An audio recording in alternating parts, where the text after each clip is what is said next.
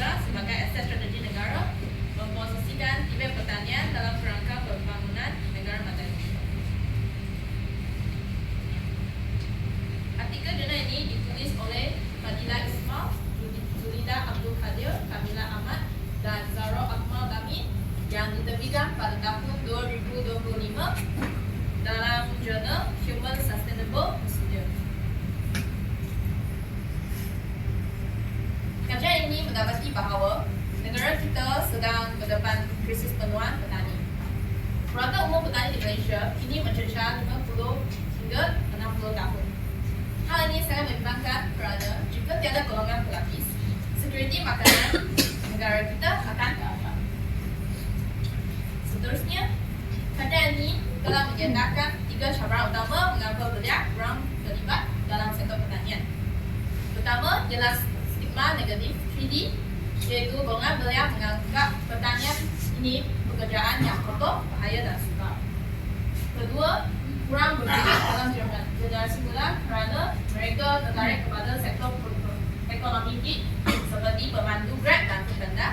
Ketiga adalah kekurangan pendedahan, iaitu kekurangan pendedahan dalam kurikulum sekolah yang tidak menekankan potensi sebenarnya pertanian moden pada masa depan.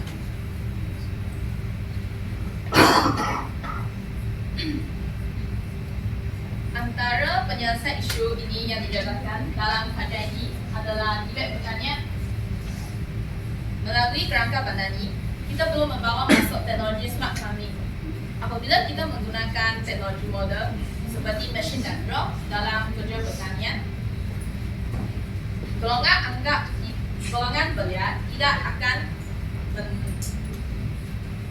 melihat bahawa kerja petani ini akan tidak lagi kokoh.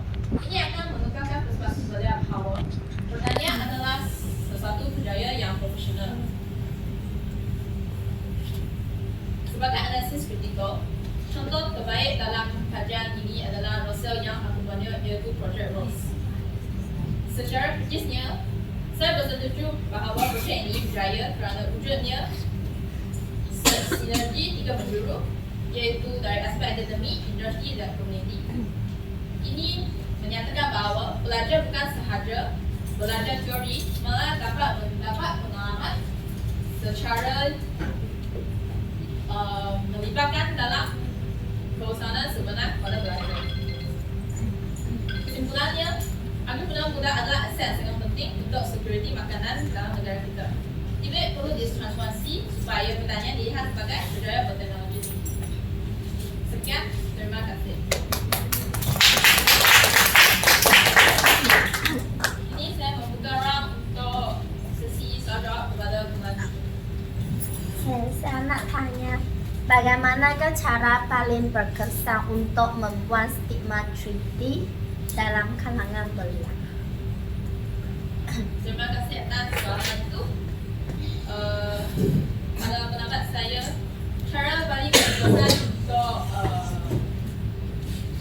cara paling berkesan adalah menggunakan smart farming, iaitu menggunakan drone atau mesin.